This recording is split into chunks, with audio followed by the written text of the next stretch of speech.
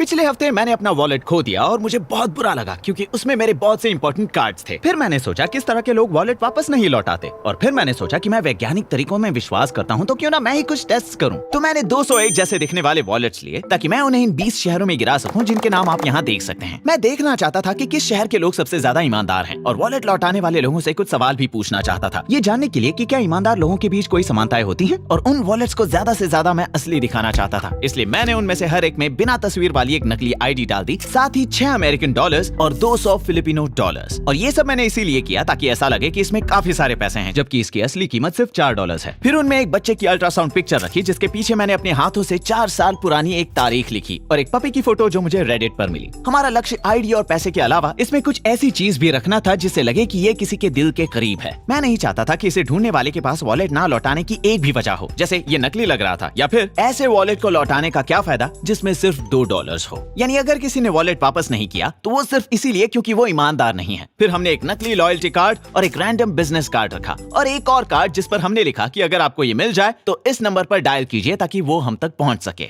और क्योंकि मेरे लिए 20 शहरों में जाना काफी मुश्किल होगा, मैं मदद के लिए अपने YouTube चैनल के Instagram पेज पर गया और मुझे कमाल का रिस्पांस मिला। अपने 20 सहायकों को चुनने के बाद मैंने उनमें से हर एक को कुछ इंस्ट्रक्शंस के साथ 10 वॉलेट्स भेज दिए और फिर पिछले सोमवार पूरे नॉर्थ अमेरिका में ऑपरेशन वॉलेट ड्रॉप शुरू हुआ।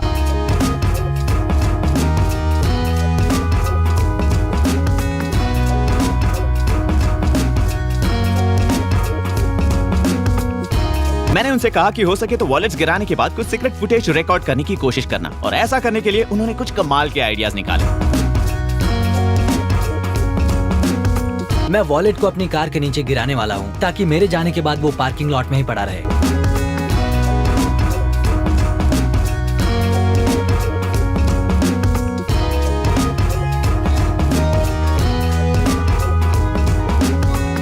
और देखते ही देखते अलग अलग शहरों से कॉल्स आने शुरू हो गए। तो जिन लोगों ने कॉल किया हमने उनसे 8 सवाल पूछे, जैसे क्या वो भगवान को मानते हैं, या फिर क्या वॉलेट मिलने पर उसके अंदर पैसे थे, और अगर हाँ तो हमने कहा कि आप उन्हें रख सकते हैं। तो 3 दिनों तक लगातार डेटा कलेक्ट करने पर हमें ये मिला, और सच कहूं तो मुझे यकीन ही नहीं हो रहा। हर 3 में से 2 वॉलेट्स लौटाए गए थे और जो लौटाए गए उनमें से 96% के अंदर अब भी पैसे थे।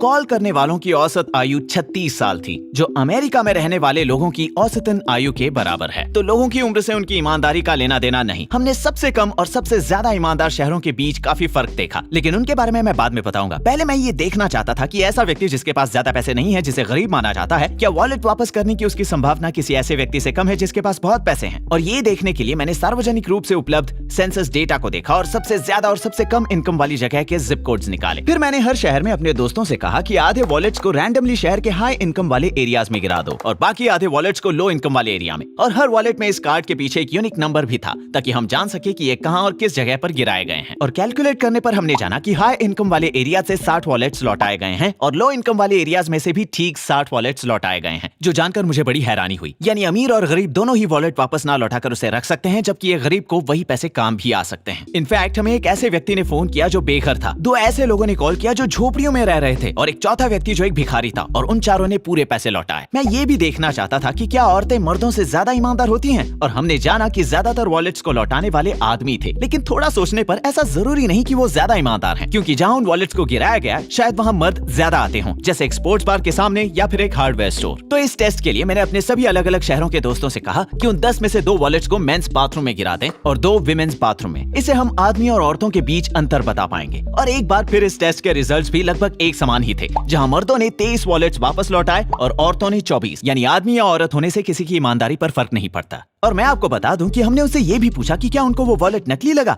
या क्या उन्हें कोई गड़बड़ लगी, और बहुत ही कम लोगों ने हाँ कहा। इससे पता चलता है कि जिन लोगों ने वॉलेट वापस नहीं लौटाया वो इसीलिए क्योंकि वो ईमानदार नहीं थे, ना कि इसलिए कि उन्हें लगा कि ये नकली है। और फिर हमने छोटे और बड़े शहरों के बीच तुलना की। तो यहाँ आपको 4 ऐसे शहर दिखेंगे जिनके नाम आपने शायद ही सुने होंगे। वो इसलिए क्योंकि वहाँ की जनसंख्या करीब 1000 लोगों की है, जबकि बाकी के शहर अमेरिका के सबसे बड़े शहरों में से एक हैं। और यहाँ हमने एक महत्वपूर्ण अंतर देखा। छोटे शहरों में से हमें औसत 8 वॉलेट्स वापस मिले, जबकि बड़े शहरों में से सिर्फ 6। और मुझसे पूछो तो ये बात सही भी लगती है, क्योंकि छोटे शहरों में लोग एक दूसरे की मदद करते हैं, वहाँ लोग एक दूसरे को जानते हैं, जबकि बड़े शहरों में इतना भाईचारा नहीं देखने को मिलता। अब चलिए बात करते हैं उस लिस्ट की। मैंने उन्हें 3 कैटेगरीज में बांटा है। शुरुआत करते हैं सबसे कम ईमानदार शहर से, डिट्रॉइट, जहाँ से सिर्फ 3 वॉलेट्स वापस मिले, न्यूयॉर्क सिटी से 4। मुझे डिट्रॉइट से बड़ी उम्मीदें थी। मैंने सोचा कि ये शहर सबको हैरान कर देगा, लेकिन लगता है कि वो लोग अब भी अपने आप को संभालने की कोशिश कर रहे हैं। और अब बीच में जहाँ से हमें 5 वॉलेट्स वापस मिले हैं, Seattle, Los Angeles, Miami, Dallas और एडमंटन। और जहाँ से हमें 6 वॉलेट्स वापस मिले वो हैं हंट्सविल, अलाबामा और न्यू लंदन, कनेक्टिकट, जो हमारे छोटे शहरों में से हैं। अगला है 7 वॉलेट्स, जहाँ है सैन फ्रांसिस्को, विनिपेग और वॉशिंगटन डीसी। और अब आखिरी कैटेगरी है सबसे ईमानदार शहरों की, पार्मा, आइडाहो और लास वेगस, जहाँ से हमें 8 वॉलेट्स वापस मिले। और वेगस के लिए हमने हाई और लो इनकम एरियाज में नहीं, बल्कि आधे वॉलेट शहर के बीच डाले और आधे बस्तियों के पास। और आप मानेंगे नहीं, शहर के बीच डाले गए सभी वॉलेट्स वापस आ गए। और जिन शहरों से हमें 9 वॉलेट्स वापस मिले वो हैं और 2 छोटे शहर जिनके नाम है नेशुआ, आइडाहो,